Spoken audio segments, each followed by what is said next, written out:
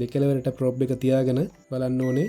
ඉතින් ගොඩක් වෙලාට මේ දූවිල්ලටම මෙන්න මේ කොටස් වල තියෙන පවර් කනෙක්ෂන් නැති වෙන්න පුළුවන්. ඔයාලට පේන දේ කන්ටැක්ට් දෙක මෙන්න මේ දෙක ස්විච් වෙලා තමයි අයන් එක වැඩ කරන්නේ. මෙන්න මේ විශේෂ කොටසක් දාලා එවනවා. ඔයාලට මේ උපාංගය මොකක්ද කියලා අඳුර ගන්න පුළුවන්.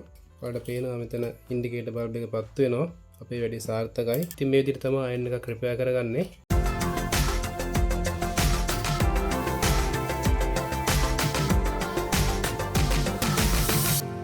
ආයිබෝවන් කැල්ටෙක් LK YouTube channel එකට ඔබ මම සාදරයෙන් පිළිගන්නවා.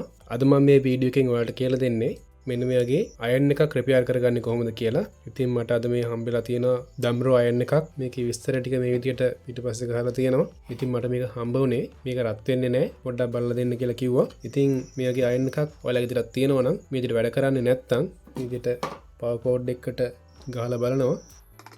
මේක ඇත්තටම වැඩ කරන්නේ නැද්ද කියලා ස්විච් ඔන් කරලා තියෙන්නේ. හීට් එක කන්ට්‍රෝල් කරන රවුන්ඩ් කොටස කැරකුවත් වැඩ කරන්නේ නැහැ.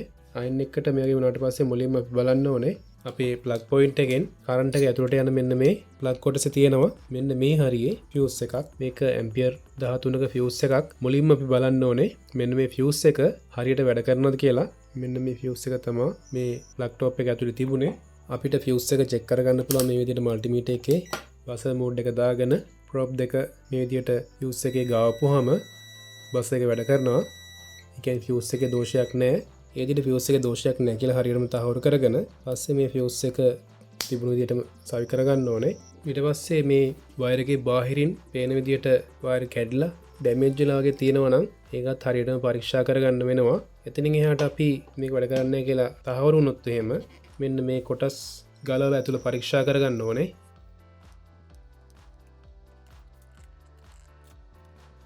හරි ඊට පස්සේ මේ කොටස වෙනම ගලව ගන්න පුළුවන්. මේ උඩ කොටස වෙනම ගලව ගන්න පුළුවන්. ඊට පස්සේ වලට පේන ඇති මේ වයර් කෝඩ් එක මේ විදිහට ඇවිල්ලා මේ ඇතුලේ කොටස් වලට මේව සප්ලයි යනවා. මේ විදිහට ලයිව් එක එර්ත් එක සහ නියුට්‍රල් එක මේ විදිහට තියෙනවා. ඊට පස්සේ අපි කරන්න ඕනේ මේකේ වයර් කෝඩ් එක හරියට වැඩ කරනවද කියලා බලා ගන්න ඕනේ. මේකේ මැදින් කැඩලා වගේ නම් හරියට කරන්ට් එක පාස් වෙන්නේ නැහැ.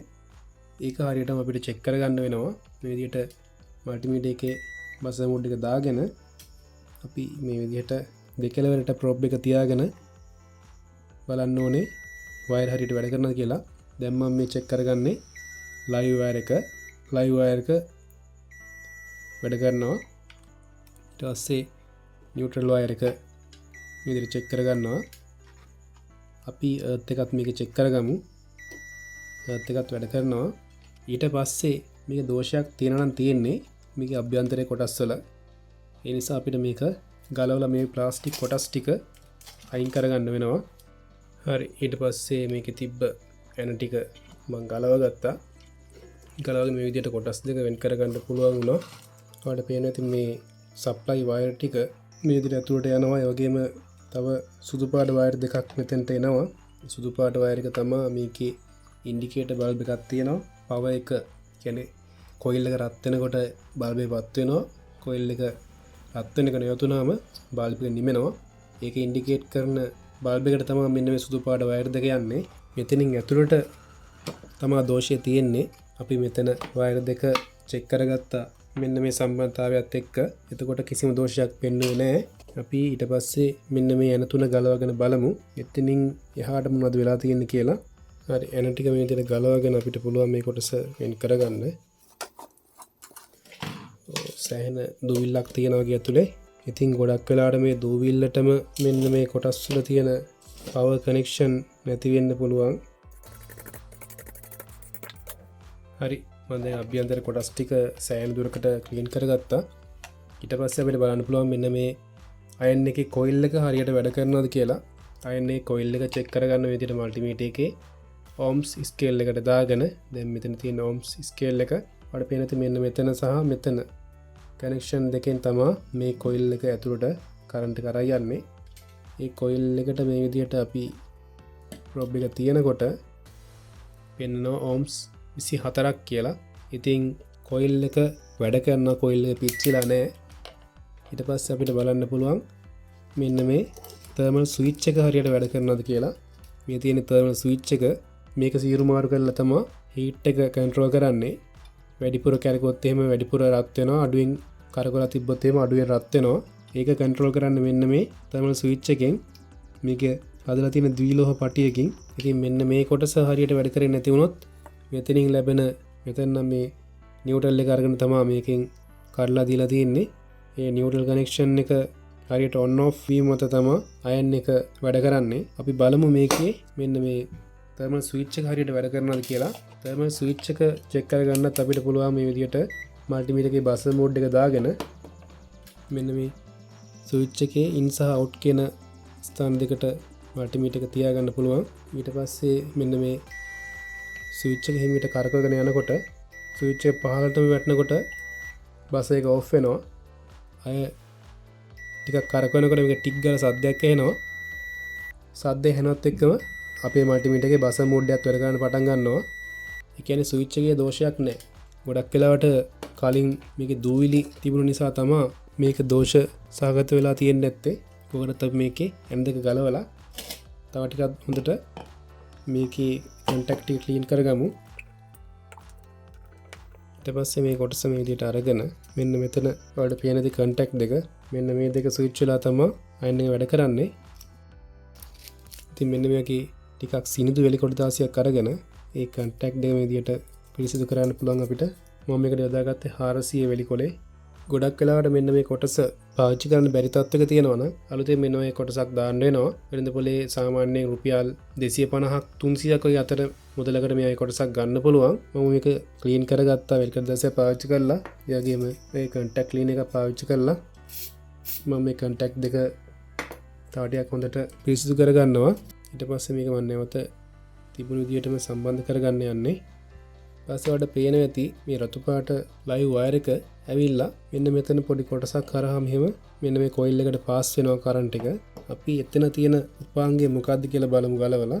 ගොඩක් අයන් වල මෙන්න මේ විශේෂ කොටසක් දාලා එවනවා. ඔයාලට මේ උපාංගය මොකක්ද කියලා අඳුරගන්න පුළුවන්. මේක තමයි අයන් ෆියුස් එක. මේක හරියට වැඩ කරන්නේ නැති වුණාම අයන් එක රත් වෙන්නේ නැහැ. අපිට පුළුවන් මෙන්න මේක මල්ටිමීටර් එකේ බසර් මෝඩ් එක දාලා චෙක් කරගන්න. මම මේ විදිහට බසර් මෝඩ් එක දාගෙන තියෙනවා. පස්සේ ෆියුස් එකේ දෙකලකට මේ විදිහට ගාවනකොට බසර් මෝඩ් එක වැඩ කරන්නේ නැහැ. හේතුව තමයි මෙන්න මේ ෆියුස් එක පිච්චිලා ගිහලා තියෙන එක. අපිට මේකේ අගයට සමාන ෆියුස් එකක් දාගන්න වෙනවා. මේකේ අගය තියෙන්නේ සෙල්සියස් අංශක 240යි ඇම්පියර් 10යි. මේක තර්මල් ෆියුස් එකක්. මේකේ තියෙන අගයන් වලට සමානම ෆියුස් එකක් අපි කඩෙන් ගන්න ඕනේ. මම මෙන්න මේ විදිහට ෆියුස් එකක් අරගෙන ආවා. මේකේ සෙල්සියස් අංශක 240 වෝල්ට් 250 ඇම්පියර් 10 කියලා ගහලා තියෙනවා. ඉතින් මේ අගයන් අනිවාර්යයෙන්ම සමාන වෙන්න ඕනේ. නැත්නම් අපි දාන අලුත් ෆියුස් එකත් ඉක්මනින්ම පිච්චිලා යන්න පුළුවන්. මම මේ විදිහට ගෙනාපු ෆියුස් එක මේ විදිහට මල්ටිමීටර් එකේ බසර් මෝඩ් දාලා චෙක් කරගන්නවා. එතකොට ඔයාලට ඇහෙනවා ඇති බසර් මෝඩ් එක වැඩ කරනවා කියන්නේ මේ ෆියුස් එක හොඳයි. ඉතින් මෙන්න මේ ෆියුස් එක මම සම්බන්ධ කරගන්න මෙන්න මේ වගේ බට කෑලි දෙකක් පාවිච්චි කරනවා. මේක මම සපයාගත්තේ මෙන්න මේ වගේ බැටරි ක්ලිප් එකක් කපලා අරගෙන. ඊට පස්සේ මම මෙන්න මේ විදිහට ක්ලිප් එක දාගෙන ෆියුස් එක මේ විදිහට දාගන්නවා. ඊට පස්සේ මේ වගේ අඬුවකින් අපිට මේක තද කරලා ක්‍රිම්ප් කරගන්න පුළුවන්. හරි. ඊට පස්සේ මේ තර්මල් ෆියුස් එක මෙන්න මේ විදිහට මේකේ බඳ කොටසට තියලා මේ විදිහට නැවත තදින් සවි කරගන්න ඕනේ.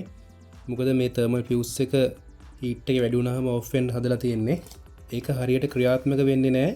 මේ ෆියුස් එක තදින් මේ බඳ කොටසට සම්බන්ධ වුනේ නැත්නම් මේ ෆියුස් එකට අනිවාර්යයෙන්ම තාපය ලැබෙන්න ඕනේ. එහෙම නොවුනොත් එහෙම මේකෙන් වෙන්න ඕන කාර්ය හරියට සිද්ධ වෙන්නේ නැහැ.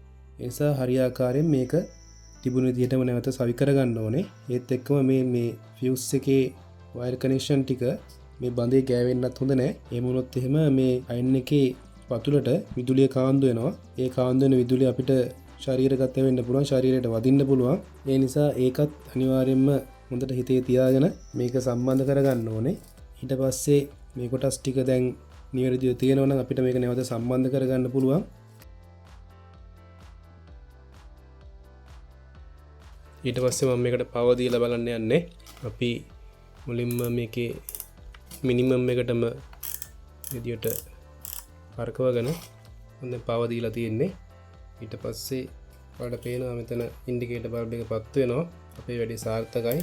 ඉතින් මේ විදිහට තමයි අයන් එක රිපෙයාර් කරගන්නේ. දැන් ඔයාලට පුළුවන් පියවරෙන් පියවර දෝෂය හඳුනගෙන දෝෂය निराකරණය කරගන්න. ඉතින් මේ වීඩියෝ එක ගැන අදහස් පහල කමෙන්ට් සෙක්ෂන් එකේ කමෙන්ට් එකක් විදිහට දාන්න.